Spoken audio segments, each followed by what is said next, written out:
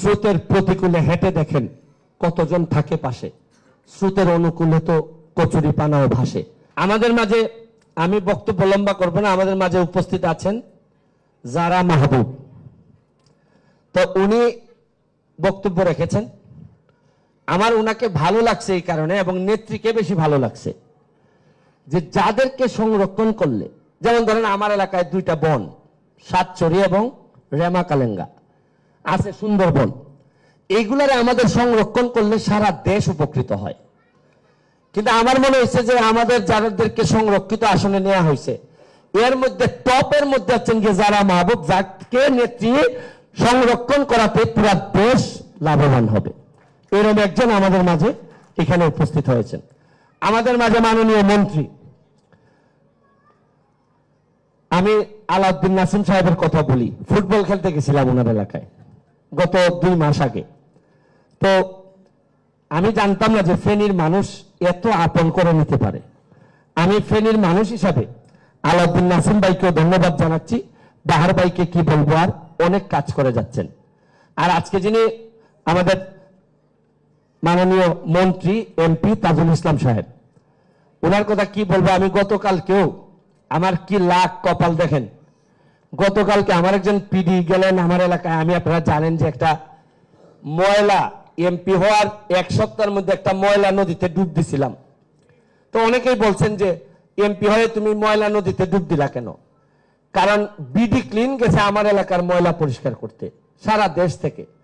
তো প্রায় 600-650 ছেলে ময়লা পরিষ্কার করতেছে, কিন্তু গিয়ে দেখি কি আমার এলাকার ছেলেরা কেউ ময়লাতে নামে না, এরা ভিডিও করে। তা আমি চিন্তা করলাম যে সারা দেশ থেকে 650 লোকজন গেছে, গিয়ে বলবে যে ব্যারিস্টার সুমনের এলাকার মানুষ এরকম কেন? তখন চিন্তা করলাম যে এমপি নিজে যদি এই আগুনে ঝাঁপ দেয় অথবা ময়লায় ঝাঁপ দেয় তাহলে এই বদনামটা মনে হয় আর থাকবে না। তখন আমি নিজেই ঝাঁপ দিছি। তো যে নদীটাতে আমি ঝাঁপ দিছি, এই নদীটারে সুন্দর করতে গিয়ে আমাদের এলাকার পুরা ল্যান্ডস্কেপটাই বদলাই যাচ্ছে এই নদীর কারণে। প্রায় 3.5 কিলোমিটার জায়গা আমি বের করে ফেলছি। এখন বিউটিফিকেশনের জন্য মাননীয় মন্ত্রী ছাড়া আমার আর কোনো উপায় নাই।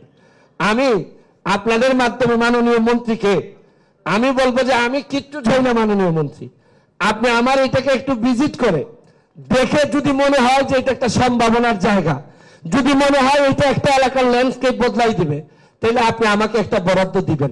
এই ফাঁকে আমি একটা তদবির আপনার কাছে করে নিচ্ছি।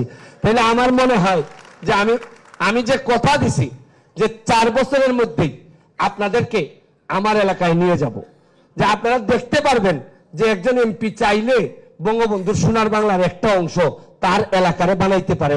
এই প্রমাণটা দেখানোর জন্য আমি মাননীয় মন্ত্রীর কাছে এই সুবিধাটা চাই। আর কথা বাড়াবো না, এখানে যারাই আছেন, আমাদের আমেরিকান এম্বাসির ইকোনমিক, ওনার সাথে আমার কথা হয়েছে লাস্ট টাইম। তো এখানে যারাই আছেন সবাই অত্যন্ত সম্ভ্রান্ত এবং আপনাদের কন্ট্রিবিউশন আছে। তো লাস্টে একটা কথাই বলবো যে স্রোতের প্রতিকূলে হেঁটে দেখেন কতজন থাকে পাশে, স্রোতের অনুকূলে তো কচুরি পানাও ভাসে। আমার একটা বিশ্বাস, আপনারা প্রতিকূলে হেঁটেই জীবনে সফল হবেন। ভালো থাকবেন। Thank you all.